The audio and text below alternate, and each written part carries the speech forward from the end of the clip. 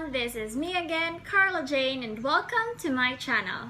So for today's video guys, I decided to make a quick review about a particular phone na naging curious ako as to why medyo marami-rami na yung mga users sa hometown ko dito sa amin sa Kawayan, Masbate. Pag nag-i-inquire yung mga customer ko kung merong bang case nito, ganyan, usually, yung mga units na naitatanong ay yung mga old models like Oppo A37, Y53, or yung A3s at yung A5s. Yun yung most common na napo-purchase from my store.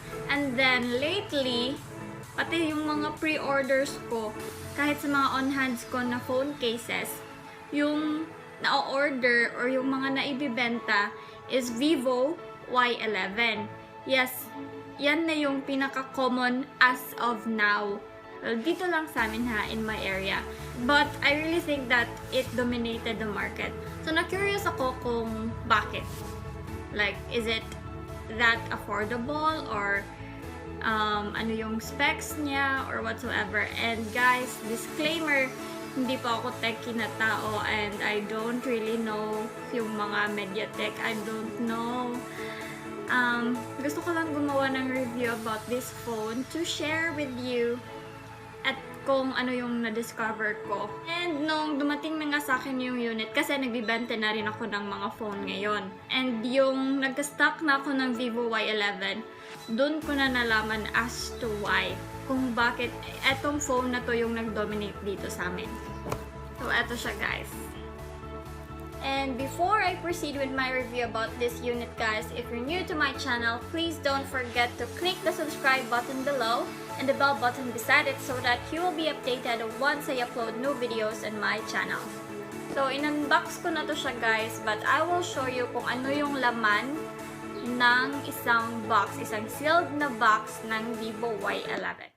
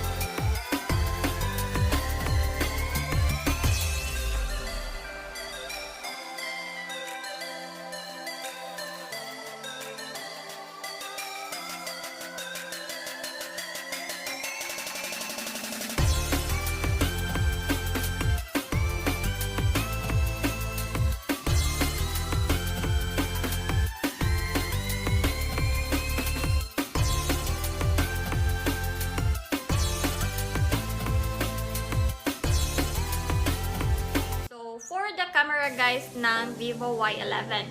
So, dito sa rear niya, dito guys, sa rear ng phone, sa likod niya, merong dalawang camera.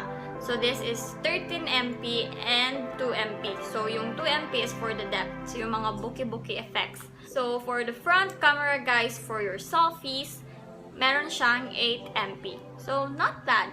13MP plus 2MP for the rear cam and then 8MP for the front camera. So, magpo-provide ako ng mga samples ng mga kuha ko from the camera and a video also. So, with regards to the video guys, wala siyang 4K resolution guys, only 1080 at 30 FPS. So, I don't know, pero usually pag ako nag-video like this, it's in 1080p. Hindi ko talaga alam kung anong FPS or whatsoever. So this is some sample shots that I took using the Vivo Y11 camera.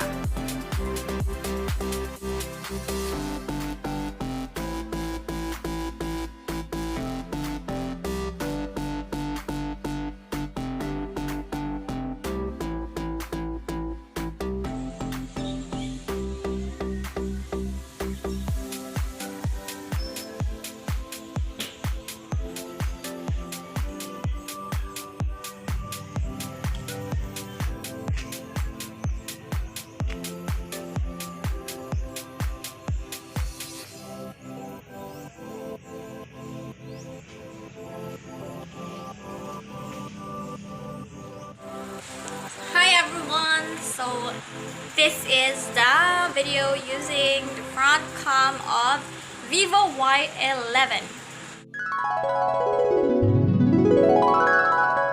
Diba? Amazing! So in low lighting, medyo kapos siya, but in a very like well-lit setting, like sa outdoor, like morning shots or whatsoever, it's very amazing. Okay na yung kuha ng 13MP niya. And with the supporting 2MP na camera for its depth, kuhang-kuha mo talaga yung mga pa-bokeh effects, mga pa-blur effects ng mga background. And yes, and kita nyo naman, ang ganda ko sa selfie. Well, let me brag, maganda ko sa selfie. Maganda rin yung front camera na guys. So, pasadong-pasado talaga sa mga selfies nyo. And hallelujah! I now know why eto na yung ginagamit ng mga tao dito sa amin. So, that's it for Vivo Y11 review, guys. Again, this is not a techie review or whatsoever. This is just a review from a common user or from a basic individual na gumagamit ng cellphone. So, that's it. Don't forget to subscribe. Thank you for watching, and I'll see you guys on my next video. Bye-bye!